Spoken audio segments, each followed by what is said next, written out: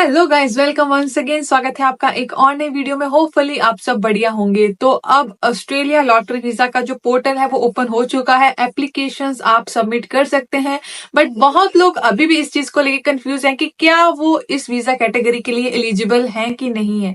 तो अगर आप इस डाउट में हैं, आप अप्लाई करना चाहते हैं, आपको समझ नहीं लग रही कि आपकी एजुकेशन मीट कर रही है, क्या आइल्स रिक्वायरमेंट है, जहाँ कोई और रिक्वायरमेंट है, तो आप बिल्कुल ही सही वीडियो पे आए हैं। तो आज की वीडियो में मैं बताने वाली हूं कि क्या बेसिक रिक्वायरमेंट है इस वीजा कैटेगरी की, जो कि आपको मीट करनी पड़ेगी अगर आपने इस वीजा कैटेगरी का फॉर्म फिल करना है, या फिर फॉर्म में सिलेक्ट होने के बाद अप्लाई करने के टाइम वो जो रिक्वायरमेंट्स है वो मीट करनी पड़ेगी। उससे पहले अगर आप मेरे चैनल को फर्स्ट टाइम विजिट कर रहे हो तो मेरा नाम है गुरप्रीत कौर, आप देख रहे हैं you me and England life. अगर आपने मेरा चैनल सब्सक्राइब नहीं करा है तो आप ये चैनल सब्सक्राइब कर सकते हो for more informative video about foreign life, foreign visa and current updates. तीनों ही चीजें आपको इस चैनल पे अलग अलग वीडियोस के थ्रू मिलती रहेंगी। तो do subscribe for future videos and don't forget press bell icon, ताकि आपको आने वाली सारी वीडियोस की नोटिफिकेशन मिल जाए। तो बात करते हैं मेन टॉपिक की। वीडियो का टॉपिक स्टार्ट करने से पहले, एलिजिबिलिटीज पे जाने से पहले, अगर आपको एलिजिबिलिटीज पता है या फिर इस वीडियो को देखने के बाद पता चल जाती है एंड आप इस वीजा कैटेगरी के लिए एलिजिबल है, बट आप कंफ्यूज है कि कैसे आपने फॉर्म फिल करना है, तो उसके लिए मैंने ऑलरेडी डेमो वीडियो बनाई हुई है जिसमें मैंने एग्जैक्टली स्टेप बाय स्टेप पूरा प्रोसेस डेमो दिया हुआ है। तो आप उस वीडियो को गो थ्रू हो सकते हैं, वो वीडियो आपकी हेल्प कर सकती है फॉर्म फिल करने के लिए। आप किसी को भी इस फॉर्म के लिए एटलीस्ट मनी मत पे करिए, क्योंकि बहुत ही सिंपल फॉर्म है, आपको हार्डली 10-15 मिनट लगेंगे, उससे भी कम ही लगेंगे। तो आप ये फॉर्म अपने घर पे बैठे अपने मोबाइल से, अपने लैपटॉप से खुद फिल कर सकते हो। तो अब आते हैं मेन टॉपिक पे, बात करते हैं जो रिक्वायरमेंट्स है। तो उसके लिए भी मैं आपको डायरेक्टली ऑफिशियल साइट पे लेके चलती हूँ, ऑफिशियल ऑस्ट्रेलियन जो गवर्नमेंट साइट है, ताकि यहाँ पे मैंने 462 सब क्लास, जो कि इस वीजा का नाम है हॉलीडे एंड वर्क वीजा, उसकी जो विंडो है वो ओपन करी हुई है ऑफिशियल साइट पे। तो जैसे कि आप देख रहे हो कि ऑफिशियल साइट पे कुछ ऐसा इन्होंने प्रॉपर इंफॉर्मेशन दी हुई है, और स्टार्टिंग में ही इन्होंने बेसिक एलिजिबिलिटी बता दी है कि लोगों को जो बेसिक एलिजिबिलिटी की क्लैरिटी है यहां से हो जाए, जिसमें कि फर्स्ट मेंशन है एज 18 से लेके 30 ईयर तक, जो कि क्लियरली मेंशन है। इसके बाद पासपोर्ट, ऑफ कोर्स आपको एलिजिबल कंट्री का पासपोर्ट आपके पास होना चाहिए, क्योंकि इसमें क्या है कि आप हर कंट्री से ये वीजा अप्लाई या इसमें इंटरेस्ट शो नहीं कर सकते। कुछ लिमिटेड कंट्रीज ही हैं जिन इस कैटेगरी में वीजा अप्लाई कर सकते हैं। इंडिया अब इसका पार्ट बन चुका है, तो इसीलिए इंडिया का जो वॉलेट है अब ओपन है। इसके बाद है आप अपने डिपेंडेंट्स एंड चिल्ड्रन को इस वीजा कैटेगरी पे नहीं लेके आ सकते। यस, ये सिंगल पर्सन के लिए वीजा है, आप सिंगल ही इस वीजा कैटेगरी पे मूव हो सकते हैं। आपके डिपेंडेंट, आपकी फैमिली इस वीजा कैटेगरी पे आपके साथ ऑस्ट्रेलिया में मूव नहीं हो सकती।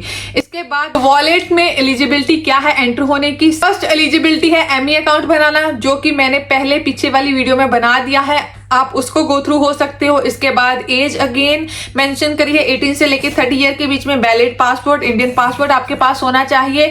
वैलिड नेशनल आइडेंटिटी कार्ड, तो यहाँ पे pan card for Indian passport holder specially mention है कि अगर आपके पास पैन कार्ड है तभी आप इसमें अपना इंटरेस्ट शो कर सकते हो। आधार कार्ड यहाँ पे नहीं मांगा गया, आधार कार्ड के बेस पे आप इसमें अपनी आइडेंटिटी प्रूफ नहीं दे सकते। इसके बाद वैलिड ईमेल है, आपके पास ईमेल होनी चाहिए। इसके बाद है फॉर्म डिक्लेरेशन है एंड पे द रजिस्ट्रेशन फीस। तो बेसिकली इन्होंने जो पूरा प्रोसेस होता है वो एलिजिबिलिटी में ऑलमोस्ट एक्सप्लेन कर दिया है कि क्या ये प्रोसेस फॉलो करके आप इस वॉलेट में जाएंगे।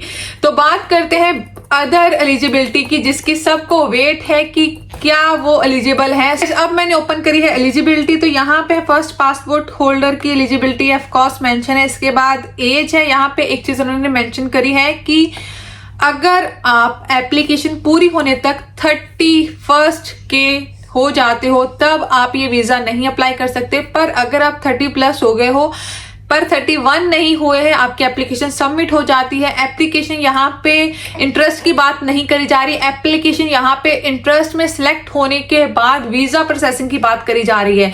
अगर आपकी वीजा की एप्लीकेशन भी सबमिट हो जाती है, लाइक जिसका कि टाइम अप्रैल तक का बताया गया है, अप्रैल 2025, इट मीन्स कि अगर आपका जो बर्थडे है 31 वो आफ्टर अप्रैल है या नियर बाय अप्रैल है, आफ्टर अप्रैल मान के चलिए अप्रैल मई है, तो देन आप इस वीजा में अप्लाई कर सकते हैं, तब भी आपके पास टाइम है। तो ये तो बात हुई एज की, उन लोगों के जो अभी भी कंफ्यूज है। अब बात करते हैं कि बेसिक रिक्वायरमेंट्स क्या है। तो यहाँ पे है मीट आर एजुकेशन रिक्वायरमेंट। तो एजुकेशन रिक्वायरमेंट्स की डिटेल को ओपन करते हैं, तो यहाँ पे अलग अलग कंट्रीज के लिए अलग अलग एजुकेशनल रिक्वायरमेंट है, पर मोस्टली जो यहाँ पे रिक्वायरमेंट बताई गई है वो बताई गई है यहाँ पे, जैसे कि यहाँ पे काफी कंट्रीज है, इनमें बताया गया है पे 2 year of under graduate university study बताया गया है कि मतलब आपकी जो अंडर ग्रेजुएशन है वो मिनिमम 2 ईयर की होनी चाहिए। अब हो सकता है कुछ कंट्रीज में ग्रेजुएशन 2 ईयर की हो, या फिर ये 2 साल के बाद अगर आपका 3rd ईयर नहीं भी हुआ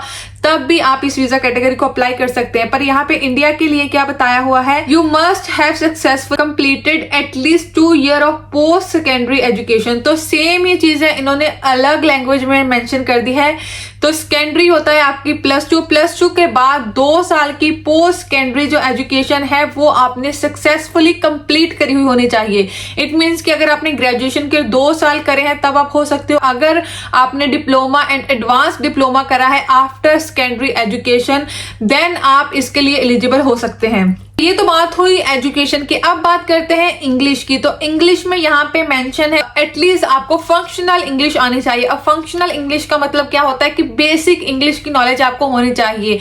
जैसे कि यूके के स्किल्ड वर्कर वीजा के लिए वो V1 बोलते हैं, उसे भी फंक्शनल इंग्लिश में ही काउंट करते हैं। तो बेसिक 2 तरह से आप इंग्लिश की रिक्वायरमेंट फुलफिल कर सकते हो। अगर आपकी प्राइमरी स्कूल की एजुकेशन इंग्लिश में है, उसके बाद सेकेंडरी मीन्स 10th के बाद की जो एजुकेशन 3 साल की इंग्लिश में है, देन आप विदाउट एग्जाम में यहाँ पे क्वालिफाई कर सकते हो। उसके बाद अगर ये आप नहीं कर पा रहे, देन एटलीस्ट 5 ईयर, मान लीजिए कि आपकी जो एजुकेशन है स्कूल की वो इंग्लिश में नहीं थी, पर उसके बाद आपकी ग्रेजुएशन एंड पोस्ट ग्रेजुएशन मतलब 5 साल के हो जाते हैं, अगर वो इंग्लिश में है देन आप विदाउट एग्जाम अप्लाई कर सकते हो। इसके अलावा आपके पास टेस्ट की ऑप्शन है। टेस्ट में आपको जो भी यहाँ पे आइल्स का एग्जाम होता है उसमें 4.5 फंक्शनल इंग्लिश, जैसा मैंने पहले ही बोला था, चारों कंपोनेंट्स में 4.5 अगर आपका स्कोर आ जाता है तब भी आप इसमें वीजा अप्लाई करने के लिए एलिजिबल हैं।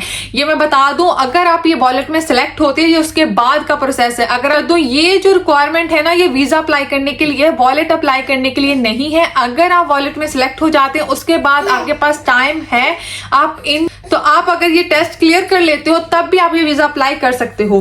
टॉफल का जो स्कोर है वो 32 है, एंड अगर आप PTE करते हो तब भी आपको 30 स्कोर लेना पड़ेगा चारों ही एग्जाम में। PEE का टेस्ट देते हो उसके लिए 147 स्कोर आपको चाहिए।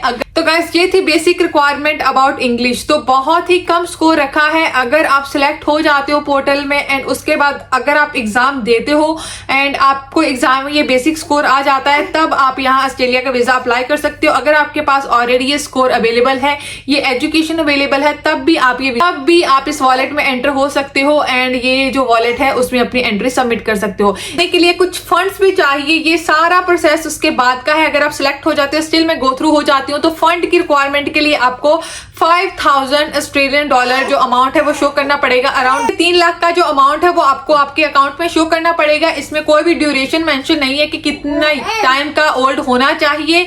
तो ये सारा प्रोसेस तब का है जब आप इस वॉलेट में सिलेक्ट होते हो। गाइस होपफुली आपकी जो अब सारे डाउट है वो क्लियर हो गए होंगे। स्टिल अगर आपका स्टिल कोई डाउट है तो नीचे मुझे कमेंट सेक्शन में मेंशन कर सकते हो। अगर आप किसी स्पेसिफिक टॉपिक के बारे में वीडियो चाहते हो वो भी नीचे कमेंट सेक्शन में मेंशन कर सकते हो। इसके अलावा आप मुझे फॉलो कर सकते हो ऑन इंस्टाग्राम, फेसबुक का ग्रुप भी ज्वाइन कर सकते हो, पेज भी लाइक कर सकते हो।